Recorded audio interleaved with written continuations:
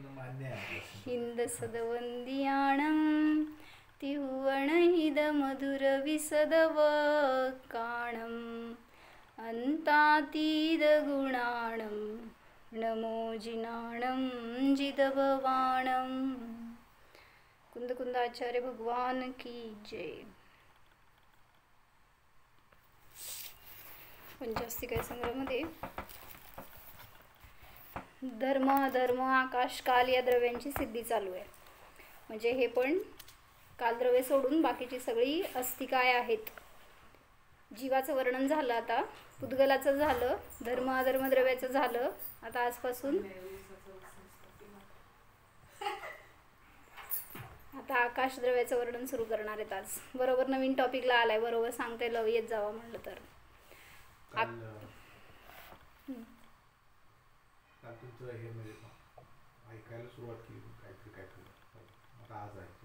नाही नाही, आज समोर बसून ऐकायचं, त्याशिवाय ऐकलं जात नसते। हां बरं ठीक आहे। तर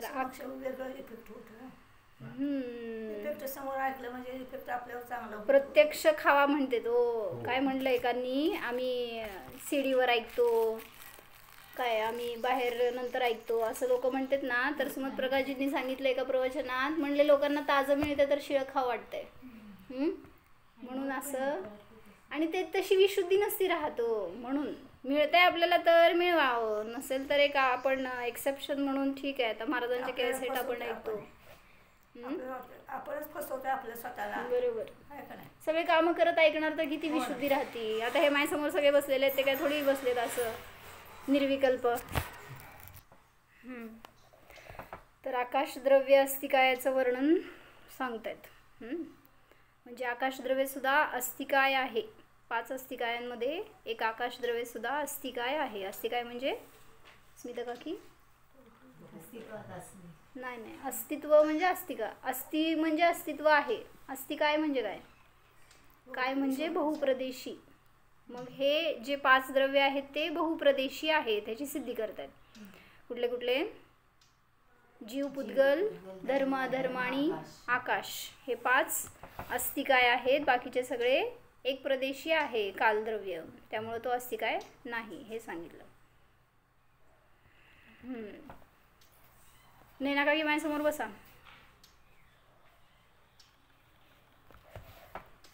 अथ आकाशद्रव्य अस्तिकाय व्याख्यानम। सव्वेसिं जीवाणं शेषाणं तहयपोगलाणं च जं देदि विवरमखिलं तं लोगे हवदियागासं। कळलं?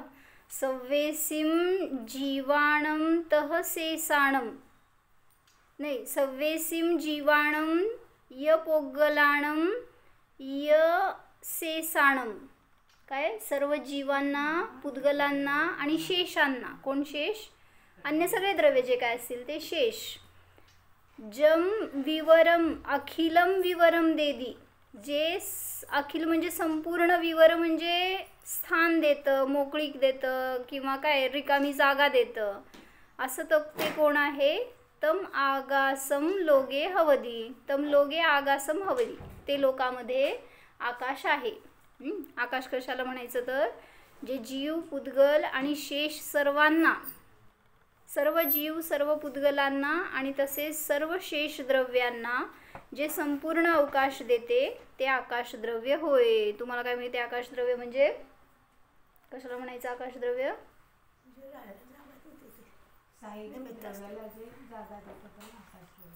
चूक सांगा, आकाशद्रव्य कशाला म्हणायचं?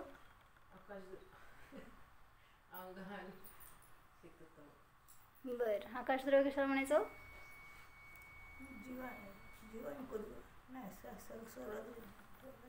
मी चूक का म्हणाले सांगा की, आकाशद्रव्य कशाला म्हणायचं सांगा? अमूर्तिक आहे ते। बर, असं तुम्ही अतिव्याप्ती दोषाने सांगताय। अमूर्तिक द्रव्य असं जर म्हणलं की जे 6 द्रव्यांना जागा देते ते आकाशद्रव्य, मग ते बरोबर आहे का चुकीचं आहे? आकाशद्रव्य स्वतःला पण आव्हान देते असं असू दे की 6 द्रव्यांना म्हणा। जे सहा द्रव्यांना जागा देते ते आकाशद्रव्य असं म्हणलं तर दोष सदोष आहे का निर्दोष आहे हे लक्षण? अतिव्याप्ती दोषाने दूषित होईल का? नाही. सहा द्रव्यांना कोण जागा देते दुसरं? नाही म्हणजे आता इथं आपण म्हणतो ना जागा देतो, एकामेकाला जागा देतो असं बोलतो ना व्यवहाराने. नाही अतिव्याप्ती नाही. सांगायचंय की लक्षण करताना निर्दोष बरोबर आहे. लक्षण सदोष आहे. जे सहा द्रव्यांना जागा देतं ते आकाशद्रव्य असं म्हणलं तर हे लोकाकाशाचं लक्षण आहे. अलोकाकाशाचं कुठं लक्षण आहे? म्हणजे अलोकाकाशामध्ये हे जात नाही. जिथं सहा द्रव्य राहतात त्याला लोक म्हणतात, त्याला आकाश म्हणतात असं तुम्ही म्हटलात तर अव्याप्ती दोष येतो. कारण जिथं सहा द्रव्य नाही आहे तिथं सुद्धा आकाश आहे. काय सोनल? म्हणून म्हटलं की ते आकाश जागा द्यायचं सामर्थ्य, अवगाहन हेतुत्व एवढंच त्याचं सही लक्षण आहे. पण जे अन्य काय करायला गेलं लक्षण तर ते पण म्हणू शकतो ना संसारी जीवाला जे जागा देतात त्यांना काय असं. मग तिथं कुठे आहेत संसारी बाहेर? अलोकाकाशात. आलोकाकाशात संसारी संसारी आणि मुक्त. संसारी आणि मुक्त सगळे तुमच्या लोकातच आहेत. आलोकात कोण जीव आहे? अलोकाकाशात कोणीही नाही, फक्त आकाश द्रव्य आहे. तुमचे मुक्त जीव सुद्धा लोकाकाशातच आहेत. सिद्ध भगवान कुठे आहेत? ते सिद्धशिला वर आहे का बाहेर आहे? सॉरी आत आहे का बाहेर आहे? मग लोकच आहे ना तो पण. त्यामुळं लोकाच्या बाहेर कोणीच नाही आहे. मग जेवढं बाउंड्री आहे ना तेवढ्याला तुम्ही लोकाकाश म्हणताय, आकाश नाही म्हणत आहे नुसतं. म्हणून म्हटलं की जे लक्षण असं केलं की जिथं सहा द्रव्य राहतात त्याला त्याला आकाश म्हणतात असं म्हटलं तर कुठला दोष आला? अव्याप्ती. म्हणजे कशाला म्हणायचं अव्याप्ती? आता काय असं नाही दीपिका सोडलंय ना म्हणून असं आहे.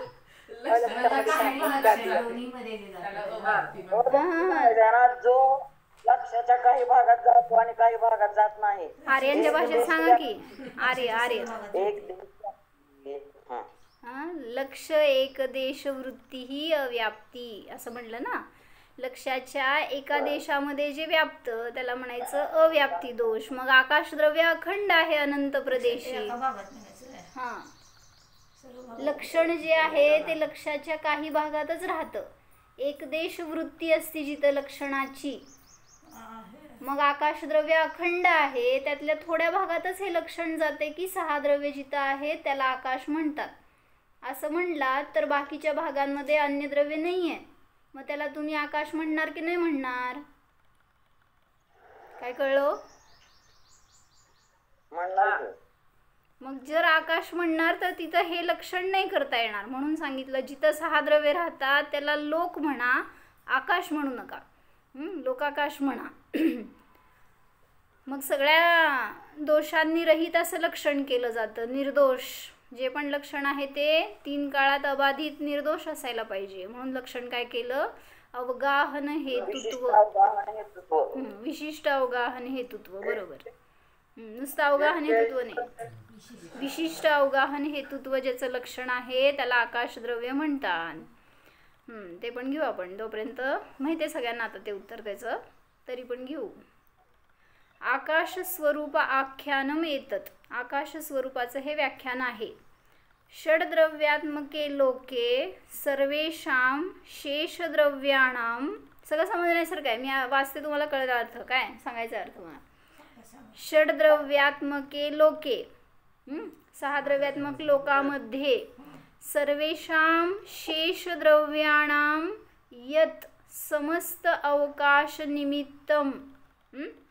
काय? जे सर्वांना आणि शेष सर्व द्रव्यांना समस्त अवकाशाचं निमित्त आहे. विशुद्ध क्षेत्ररूपम तत् आकाशमिती. असं जे विशुद्ध क्षेत्ररूप आहे त्याला आकाश असं म्हणतात. सगळी विशेषणं आहेत त्याला काही ना काय मागं हेतू आहे. काय म्हटलं? विशुद्ध क्षेत्ररूप जे आहे म्हणजे ते भलेही सगळे द्रव्य त्याच्यात आहेत तरी सुद्धा त्याच्यात कोणी नाही आहे म्हणून त्याला म्हटलं विशुद्ध क्षेत्ररूप. कोण आहे? सगळेच द्रव्य आहेत ॲक्च्युली. सगळे द्रव्य एकमेकांच्या प्रदेशात राहत आहेत तरी सुद्धा एकमेकांमध्ये नाहीत. त्यामुळं प्रत्येक द्रव्य आपल्या आपल्या स्वरूपात राहते. या अपेक्षेने ते विशुद्ध क्षेत्ररूप आहे. काय कळलं? विशुद्ध का म्हणलं? कारण जरी 6 द्रव्य आकाशात आहे तरी सुद्धा त्या आकाशात कोणी नाही आहे. आकाश आकाशाच्या प्रदेशात आहे. जीव, पुद्गल, धर्माधर्म हे सगळे त्याच्या त्याच्या प्रदेशात आहेत. कोणी परस्पराच्या प्रदेशामध्ये प्रवेश करत नाही. मग शेष द्रव्य म्हणजे कोण कोण, ह्याच्यासाठी त्यांनी टीप घेतली आहे खाली, आणि जयसेनाचार्यजींनी पण चांगलं घेतलं आहे. कोण कोण येणार त्याच्यामध्ये? अनंत जीव, अनंतानंत पुद्गल, धर्म, अधर्म, असंख्यात काल, सर्वच द्रव्यांना अवकाश देतं ते आकाश आहे. जेथे ते राहतात तेथे व बाहेर अनंत आकाश आहे. दोन्ही घेतलं. जिथं हे 6 द्रव्य आहेत ते तर आकाश आहेच, पण त्याच्या बाहेर जे अनंत पसरलेलं आहे ते सुद्धा आकाश आहे.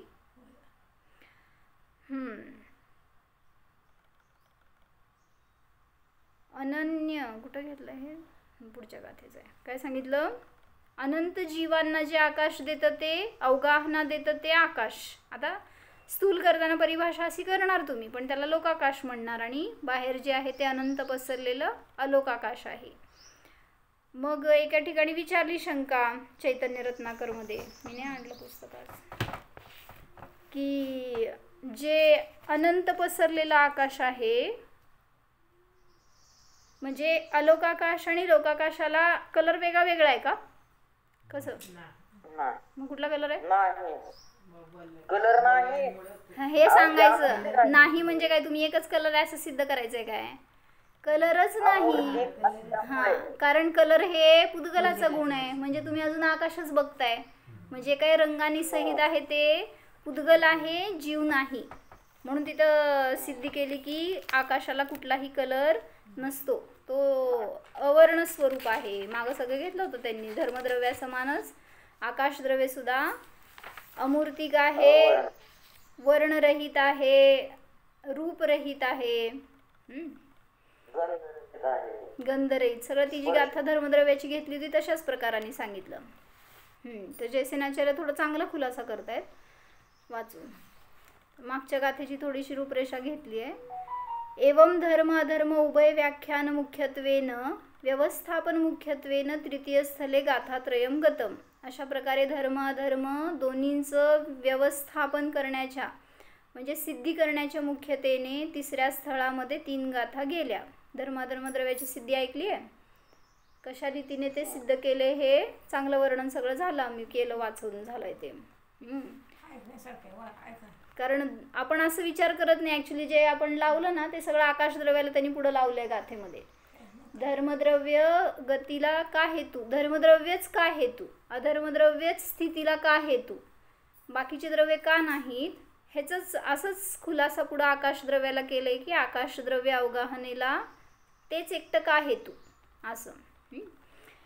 इति गाथा सप्तकपर्यंतं स्थलत्रयेण पंचास्तिकाय षड्द्रव्य प्रतिपादक प्रथम महाअधिकार मध्ये धर्म अधर्म व्याख्यान रूपेण षष्ठ अंतराधिकारः समाप्तः. अशा प्रकारे 7 गाथेपर्यंत तिसऱ्या स्थळाच्या द्वारे पंचास्तिकाय षड्द्रव्य प्रतिपादक प्रथम महाअधिकारामध्ये धर्म अधर्म व्याख्यानाच्या मुख्यतेने व्याख्यान रूपाने 6वा अंतराधिकार समाप्त झाला. म्हणजे अधिकार केलेत ना त्यांनी. तर त्याच्यामध्ये पहिला अधिकार काय केला होता? हा पहिला अधिकार आहे, षड्द्रव्य पंचास्तिक आहे. त्याच्या पुढं नवपदार्थ मोक्षमार्ग प्रपंच असं दुसरा अधिकार केला. 3 अधिकार आहेत का? 2 अधिकार आहेत.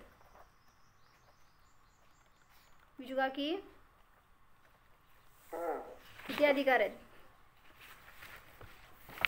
पंचास्तिकामध्ये ना पूर्ण काय माहित का? आता तुमचं कुठं चाललंय मला माहित नाही बाबा काय. 2 अधिकार आहेत त्याच्यात. नाही माहित. पहिलं घेतलं षड्द्रव्य पंचास्तिकाय निरूपण आणि दुसरं नवपदार्थ मोक्षमार्ग प्रपंच वर्णन. असे 2 अधिकारांमध्ये केलं. ॲक्च्युली 3 अधिकार केले होते पण त्याला 2 मध्ये घातलंय. अथ अनंतरम शुद्ध बुद्ध एक स्वभावात निश्चय मोक्ष कारणभूतात सर्व प्रकार उपादेय रूपात शुद्ध जीवास्तिकायात सकाशात भिन्न आकाशस्तिकाय सप्तगाथापर्यंतम कथ्यते. यानंतर आता आकाशद्रव्याचं वर्णन सुरू करणार आहे, त्यासाठी सांगतायत शुद्ध बुद्ध एक स्वभावी निश्चय मोक्षमार्गाचं कारणभूत सर्व प्रकाराने उपादेय रूप असणाऱ्या, किती चांगलं पहिल्यांदा अध्यात्म घेतलं सगळं. कोणाचं वर्णन आहे हे? शुद्ध जीवास्तिकायाहून भिन्न. आकाशद्रव्य कसं आहे ह्याच्यासाठी सगळं पहिल्यांदा सांगितलं. कसं आहे, पहिल्यांदा मी कसं आहे हे सांगणार, मग आकाश कसं आहे हे सांगणार, अशी स्टाईल.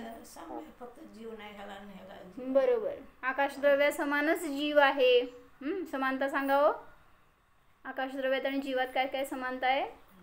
अमूर्तिक आहे, अमूर्तिक आहे, पुढं आकाश स्पर्श सुगंध वर्णरहित आहे, अजून सगळे सामान्य गुण बसते जीवाचे. सामान्य गुण सगळे समान आहेत त्याच्यापेक्षा, अजून शुद्ध आहे, अजून त्रिकाली शुद्ध आहे, अजून लोक आकाश असंख्यात प्रदेश आहे, जीव पण असंख्यात प्रदेश आहे. एक आहे. आकाशद्रव्याच्या समानता काय आहे जीवामध्ये आणि आकाशद्रव्यामध्ये? सांगा जयश्रीमा. अनंत गुणवाल, स्वतंत्र, स्वाधीन, परिपूर्ण द्रव्य. बर, अजून माझा पॉइंट धरा ना तुम्ही, एकच पॉइंट आहे माझ्याकडे. अखंड आहे. बर, अजून आहेत हे पण सगळे बरोबर आहेत की आपण काढतोय तर त्याचे लक्षण. अजून एक अनंत गुण आहेत, स्वतंत्र आहे, अजून जयश्रीमा कसं आहे आकाशद्रव्य आणि जीवद्रव्य? काहीतरी समानता आहे ना त्याच्यामध्ये.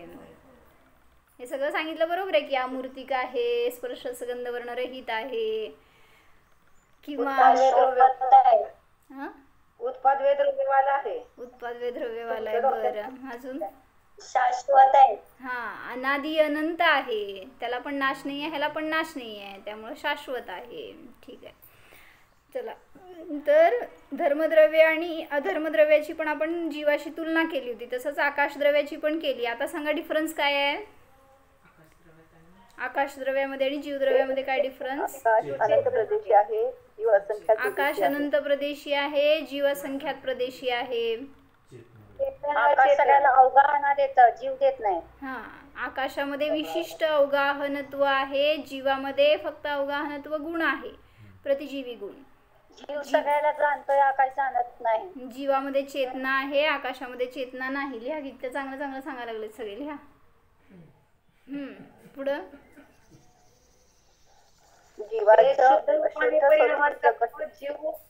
बरोबर. बोला. ते नित्य शुद्ध रूपाने परिणामन करतं आकाशद्रव्य. बरोबर. जीव मात्र स्वभाव विभाव दोन्ही प्रकारचे. आकाशद्रव्य नित्य स्वभाव रूपानेच परिणमन करतं, जीव स्वभाव आणि विभाव दोन्ही रूपाने परिणमन करतो. बरोबर. अजून जीवामध्ये क्रियावती शक्ती, आकाशामध्ये नाही. बरोबर, छान, सगळं ज्ञान. जीवामध्ये क्रियावती शक्ती आहे, आकाशामध्ये नाही. अजून जीवामध्ये अर्थविभाव ना, अर्थपर्याय म्हणतात ना, विभाव अर्थपर्याय, विभाव व्यंजन पर्याय नाही. जीवामध्ये आहे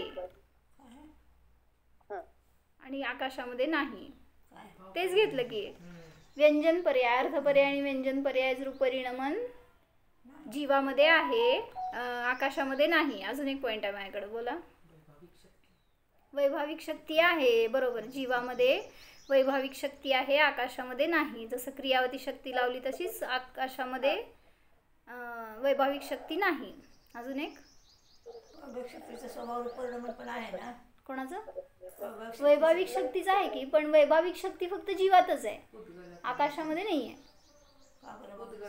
जीवाला कर्माचा बंध होतोय व्यवहाराने, आकाशाला नाही. म्हणजे अशुद्धता. बरोबर आहे, त्यात बरोबर. आकाशद्रव्य नित्य शुद्ध आहे आणि हे अशुद्ध पण आहे. काय काय? ऊर्ध्वगमन स्वभाविक जीव. बर, जीवामध्ये ऊर्ध्वगमन स्वभाव आहे, आकाशामध्ये नाही. अजून जीव स्वदेह प्रमाण आहे व्यवहारामध्ये, पण आकाशाला प्रमाण नाही, मर्यादा नाही, ते अनंत आहे. म्हणजे असं कशाने आकाशाला आपण बांधू शकत नाही, मोजू शकत नाही. त्यामुळं आकाश हे निराकार आहे, पण जीवाला व्यवहाराने ज्या शरीरात जातो त्याचा आकार आहे. ठीक आहे, झालं का अजून सांगताय? संकोच विस्तार. जीवामध्ये संकोच विस्तार शक्ती आहे. बरोबर, भरपूर झाले पॉईंट आपल्याकडे. आता घरी जाऊन लिहा सगळं. जीवामध्ये संकोच विस्तार शक्ती आहे, पण आकाशामध्ये नाही. पुढं ऊर्ध्वगमन स्वभाव घ्यायचा का?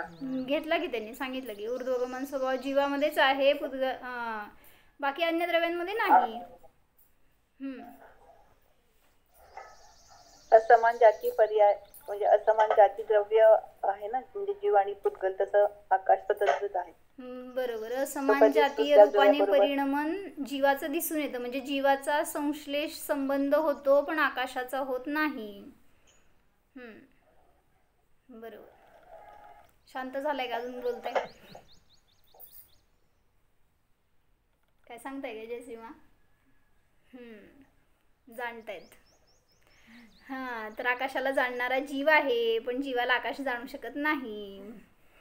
तर असा ह्यांनी सांगितले लक्षण कसं आहे. जीवच उपादेय आहे, आकाशद्रव्य उपादेय नाही. शुद्ध बुद्ध एक स्वभाव आहे जीवाचा. पुढं निश्चय मोक्ष मार्गाला कारणभूत आहे तो कोण आहे? माझा जीव. पुढं सांगितलं सर्व प्रकाराने उपादेय आहे तो कोण आहे? शुद्ध जीवास्तिकाय. हे सगळी लक्षणं दिली शुद्ध जीवास्तिकायाची. याहून भिन्न कोण आहे तर आकाश अस्तिकाय आहे. ह्याचं 7 गाथेपर्यंत वर्णन करणार आहेत. तत्र गाथा सप्तकमध्ये प्रथमतः तावत लोक अलोक आकाश द्वय स्वरूप कथन मुख्यत्वेन संवेसीम जीवाणम इत्यादी गाथाद्वयम. तेथे 7 गाथांमध्ये प्रथमतः तावत म्हणजे सुरुवातीला म्हणा किंवा निश्चयाने लोक अलोक असे 2 आकाशाचे स्वरूप भेद आहेत, त्याचं कथन मुख्यतेने 2 गाथा सांगणार आहेत. अथ प्रथमतः तावत आम्हा सांगतात काय हो? प्रथमतः तावत आणि पश्चात असे 2 शब्द आलेत पंचस्तिकायामध्ये. जिथं सांगितलं की टीकेमध्ये त्यांनी एके ठिकाणी की प्रथमतः तावत म्हणजे घ्यायचं निश्चयाने म्हणा, वास्तविक रूपाने म्हणा, आणि पश्चात म्हणत असताना व्यवहार रूपाने, असं कथन त्याच्या अपेक्षेने सांगितलेलं आहे. अथ आकाशमेव गतिस्थितीद्वयं करिष्यति धर्म अधर्माभ्याम किं प्रयोजनम. अथ आकाशम एव गतिस्थितीद्वयं करिष्यति. जर आकाशच गती आणि स्थिती करेल तर धर्म अधर्माभ्याम किं प्रयोजनम. मग धर्म अधर्माचं काय प्रयोजन? इति पूर्वपक्ष निराकरण मुख्यत्वेन आगासम अवगासम इत्यादी पाठक्रमेण गाथा चतुष्टयम. अशा रीतीने पूर्वपक्ष जे केलेलं आहे त्याचं निराकरण करण्याच्या मुख्यतेने 4 गाथा पाठक्रमाने सांगणार आहेत. तदनंतरम धर्म अधर्म लोकाकाशानाम एकक्षेत्रावगाहत्वात् समान परिमाणत्वाच्च असद्भूत व्यवहारेण एकत्वम भिन्न लक्षणत्वात् निश्चयेन पृथक्त्वम इति प्रतिपादन मुख्यत्वेन धम्मागासा इत्यादी सूत्रमेकम. त्यानंतर धर्म अधर्म लोकाकाश हे एक क्षेत्रावगाही असल्यामुळे आणि समान परिमाण असल्यामुळे. किती परिमाण आहे? घरी पोहोचलाय तुम्ही, घराचं परिमाण आठवायला लागलं. किती परिमाण आहे? असंख्यात प्रदेश. धर्म अधर्म आणि आकाश लोकाकाश यांचं परिमाण समान असल्यामुळे असद्भूत व्यवहारनयाने एकत्व आहे आणि भिन्न लक्षण असल्यामुळे निश्चयाने ते पृथकच आहेत. असद्भूत व्यवहारने काय लावला? एकत्व का आहे त्यांचं? एक क्षेत्रावगाह रूपाने असल्यामुळे. जसं तुम्ही शरीर माझं म्हणताय ना, त्यावेळेस जीव आणि शरीर एका क्षेत्रात आहेत, तसं धर्म अधर्म आणि लोकाकाश ह्यांचं एक क्षेत्रावगाहीपणा असल्यामुळे असद्भूत व्यवहारण्याने एकत्व आहे असं म्हटलं. असद्भूत म्हणतात. असद्भूत सद्भूत म्हणताना एका द्रव्यात जाईल की नाही, पण एका क्षेत्रावर सगळे आलेले आहेत, त्यामुळे एक क्षेत्रावगाह संबंध कुठल्या न्यायाने सांगणार आपण? अनुपचरित असद्भूत व्यवहार न्यायाने. त्यामुळं असद्भूत व्यवहार न्यायाने एकत्व आहे, पण निश्चयाने त्यांच्यामध्ये पृथक्त्वच आहे असं प्रतिपादन करायच्या मुख्यतेने धम्मा धम्मा गासा इत्यादी एक गाथा सांगितलेली आहे. एवं सक्त गाथाभिः स्थलत्रयेण आकाशास्तिकाय व्याख्याने समुदाय पातनिका. अशा प्रकारे 7 गाथांच्या द्वारे 3 स्थळांच्या द्वारे आकाशास्तिकायाच्या व्याख्यानामध्ये समुदाय पातनिका सांगणार आहेत. म्हणजे धर्म अधर्मद्रव्यासाठी तर आपण फक्त थोडंसं काहीतरी माहिती आहे आपल्याला, पण त्यांनी इतका विस्तार केला आणि त्यातनं पण एवढा खुलासा छान कळाला आपल्याला. थोड्या गाथांमध्ये, थोड्या कथनामध्ये भरपूर विस्तार दिलेला असतो. तसं आता आकाश द्रव्यासाठी किती गाथा देणार आहेत एवढंच माहिती आहे. अवगाहन देणारा आकाशास्थ 7 गाथा सांगणार आहे त्यासाठी. आकाशाला सोडून जाऊ नका, आकाशामध्ये राहा, लोक आकाशातच जाणार आहे तुम्ही. अशा रीतीने 7 गाथा आकाशद्रव्याचं स्वरूप सांगण्यासाठी म्हणून विस्तार करून सांगणार आहेत. तद्यथा त्याचा खुलासा अशा प्रकारे करतात. आकाश स्वरूपम कथयती, आकाशाचं स्वरूप सांगतात. म्हणजे उदाहरणं पण एवढी छान घेतली आहेत ना त्यांनी. आकाश द्रव्य सगळ्यांना जागा देतं, सगळे द्रव्य आकाशात व्यापतात, ते कसे ह्याच्यासाठी त्यांनी खूप उदाहरणं घेतली आहेत त्यांनी, जयसेनाचार्यजींनी. सर्वेषां जीवानां शेषाणां तथा एव च धर्म अधर्म कालानां पुद्गलानां यत् कर्तृ ददाती. समजतं का? समजण्यासारखं आहे. च मध्ये घेतलं. पुद्गलानां च यत् कर्तृ ददाती. किम सर्व जीवांना, शेषद्रव्यांना, तसेच शेषद्रव्यांना आणि धर्म अधर्म कालांना आणि पुद्गलांना जे देतं. किम काय देतं? विवरम, छिद्रम, अवकाशम, अवगाहम. काय काय देतं? एक अर्थवाची शब्द सगळे जे काय अवकाश देतं असं. समस्तम तत्पूर्वोक्तम लोकविषये आकाशम भवती. जे समस्त त्या द्रव्यांना आकाश अवगाह देतं ते लोकामध्ये आकाश असं म्हटलं जातं, किंवा त्याला आकाश असं सांगितलेलं आहे. ते आकाश आहे. लोकामध्ये ते पूर्वोक्त आकाश द्रव्य आहे जे की सर्व द्रव्यांना विवर देतं.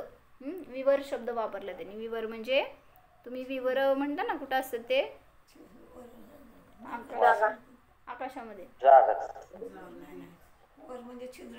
छिद्रच की. आकाशामध्ये आता ते सायंटिस्ट लोक सांगते तो कृष्ण विवर म्हणून, माहिती आहे का? ब्लॅक होल्स म्हणतात त्याला. असं त्याचा शोध लावलाय, कुठं कुठं असते लावतायत सायंटिस्ट लोक की आकाशामध्ये म्हणजे स्पेसमध्ये कृष्ण विवर आहे. म्हणजे काळे कुठं कुठं होल आहेत असं ते म्हणतात आणि त्याचा शोध लावतात. प्रकाश पास होत नाही म्हणून त्याला कृष्ण विवर म्हणतात. मग विवर हे शब्द परिचयाचं सांगितलं. हां,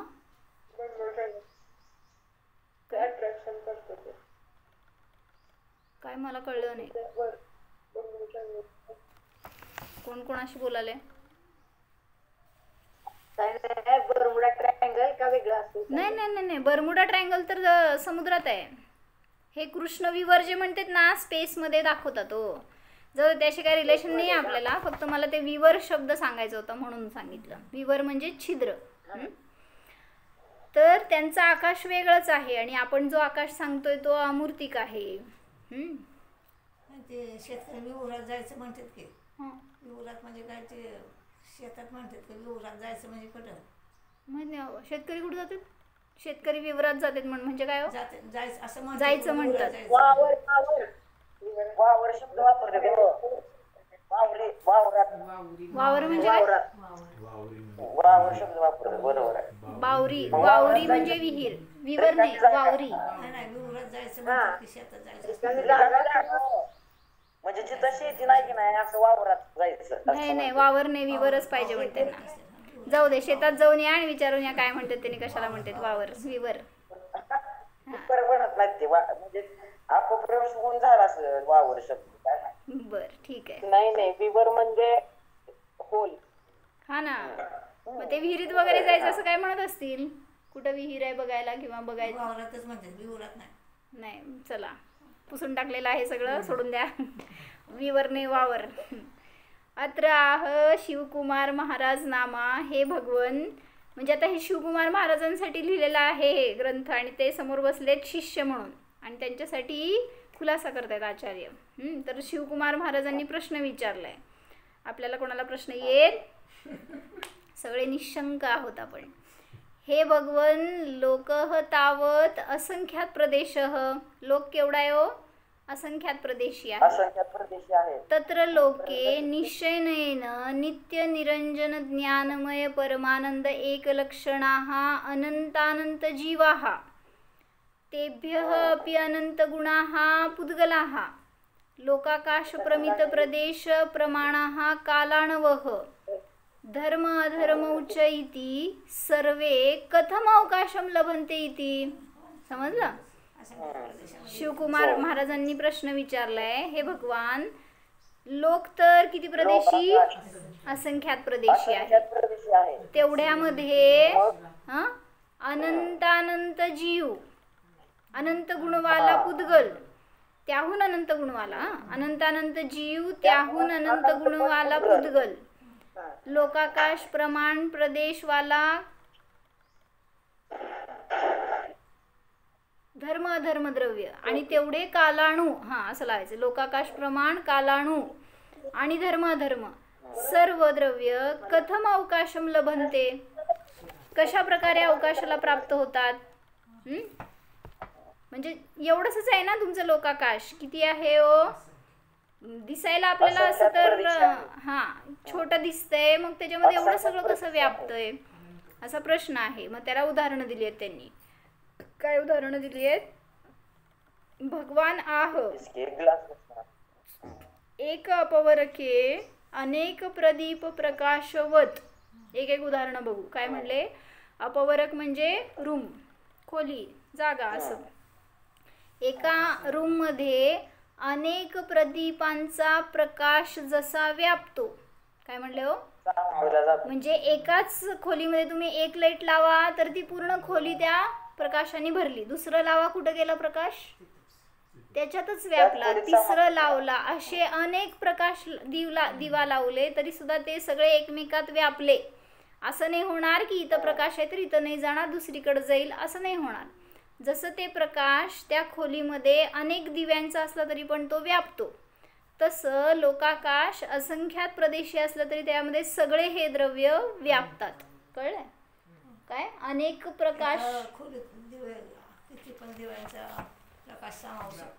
एका खोलीमध्ये अनेक प्रकाश, अनेक दिवे लावले तर त्यांचा प्रकाश एकमेकामध्ये व्यापतो. तसं लोकाकाश जरी छोटा आहे तरी त्याच्यामध्ये अनेक प्रकाश, अनेक दिव्यांचा प्रकाश व्यापतो.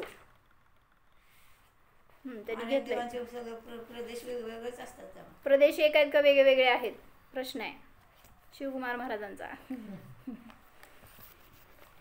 प्रत्येक दिव्याचे प्रदेश वेगळे वेगळे का एकच? वेगवेगळेच असतात. बरोबर आहे. प्रत्येक दिव्याचे प्रदेश वेगवेगळे आहेत, आपलं आपलं अस्तित्व घेऊन. बरोबर. ते एकमेकात मिसळले तर कथंचित म्हणा, कथंचित मिसळले म्हणा, कथंचित वेगळे वेगळे आहेत म्हणा. म्हणजे त्यांचं अस्तित्व त्यांच्यामध्ये आहे स्वतंत्रतेने. तरी तर त्यांनी खुलासा दिलाय वर्णिजींनी. परिमित लोकाकाश में सगळे हे द्रव्य कसे व्यापतात? जैसे एक कमरे में एक दीपक जल रहा है, उसका प्रकाश खूब फैला हुआ है, उसी में दूसरा दीपक जला दिया तो उसका भी प्रकाश समा जाएगा. ऐसे ही समझो कि ये लोकाकाश के प्रदेश असंख्यात है, उनमें अनंतानंत जीव पुद्गल ये सब समा जाते हैं, और इस समा जाने में एक आकाश की ही अवगाह योग्यता पर ध्यान न दे, किंतु अपने आप में, तुमचं प्रश्नाचं उत्तर आलं, परमाणुओं में भी परस्पर में अवगाह करने की, प्रकाश करने की कला है. जर त्यांचा प्रकाश ते एकमेकांमध्ये नाही सामावू शकले असते तर ते वेगळं वेगळं राहिलं असतं ना. जसं तेल आणि पाणी एकमेकांमध्ये ते सामावून घेत नाहीत म्हणून वेगळं वेगळं दिसतं त्यांचं रूप. किंवा काय म्हणायचं, वेगवेगळ्या कलरचे जरी दिवे बरोबर, तेच मी विचार करत होते, पण ते मिक्स होतंय की ते बाहेर लावलं, समजा बाहेर कलरचा दिवा लावलाय आणि आतमध्ये पांढरा दिवा लावलाय, तर त्याचा प्रकाश जसा वेगळा वेगळा दिसतो तसं दिसलं असतं जर ते एकमेकांमध्ये सामावले नसते. तर एकाच प्रदेशामध्ये असताना ते परमाणू सुद्धा परस्परांना अवगाह देतात, हे समजून घ्यायचंय. समजलंय? प्रवेश करने की कला है, अपने आप में परमाणुओं में भी परस्पर में प्रवेश करने की कला है. प्रत्येक द्रव्यामध्ये पण अवगाहनत्व गुण आहे, सामान्य गुण असल्यामुळे. जिस प्रदेश पर एक परमाणु ठहर सकता है उस ही प्रदेश पर अनेक परमाणु ठहर सकते हैं. यही देख लो ना, अपने जीव का विस्तार जितने क्षेत्र में है उसी ही क्षेत्र में शरीर का विस्तार, कर्म का विस्तार, यह सब पड़ा हुआ है. म्हणजे ज्या क्षेत्रामध्ये पुद्गल एक परमाणू आहे तिथं अन्य परमाणू सुद्धा सामावतात, किंवा एकाच प्रदेशावर अनेक द्रव्ये सुद्धा सामावतात. मग तसं म्हणलं की जे काय एका खोलीमध्ये लावलेले अनेक दिवे आहेत त्यांचा प्रकाश जर आपण एकत्र टाकला, तिथं फोकस केला, तर तो एकमेकांमध्ये जागा देऊ शकतो. कोणी कोणाला जागा दिली? आकाशाने तर दिलीच सगळ्यांना, पण त्या परमाणूंनी सुद्धा. प्रकाश ही कुठल्या गुणाची पर्याय आहे? कुठल्या द्रव्याची? पुद्गलाची. कुठल्या गुणाची पर्याय आहे ना ती? कुठल्या गुणाची पर्याय हो प्रकाश ही? कारण पर्याय गुणाशिवाय नसते.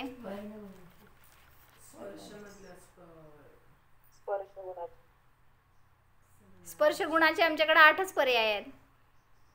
हलका, भारी, मऊ, कठीण, काय भैया, स्निग्ध, वृक्ष आणि गरम आणि थंड. 8 सोडून आमच्याकडे प्रकाश नावाची पर्याय नाही. तर तुम्हाला प्रश्न आहे आज, प्रकाश कुठल्या गुणाची पर्याय आहे मला सांगायचंय. उद्गलातच म्हणतो ना आता ते उद्योग. माझा प्रश्न आहे कुठल्या गुणाची पर्याय आहे? पर्याय आहे तर त्याला गुण असतो, तर कुठल्या गुणाची आहे? वर्ण गुणाचे आमच्याकडे 5च पर्याय आहेत. उष्ण गुणाची. उष्ण गुण कुठला आला? चिंतन करा की लगेच सांगू नका. चालते, मी आहे उद्या. हा, काळा कलर. काळा कलर काय? आमच्याकडे पांढरे पण दिवे असतात की. हो, गुण सांगायचे. गुण दुसऱ्या कुठल्या गुणामध्ये घालू नका ती पर्याय. चिंतन करा. हो, जाणा. हामी आत्मा त्रिकाली शुद्ध आहे, स्वक्षेत्रामध्येच स्थित आहे. आकाशद्रव्याचा आणि माझा काहीही संबंध नाहीच. पहा,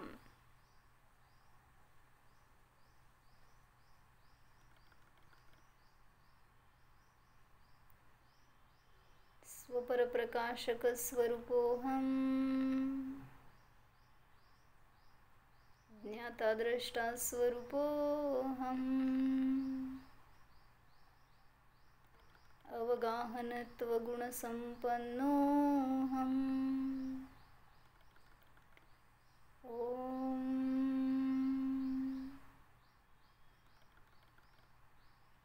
विसर्ज.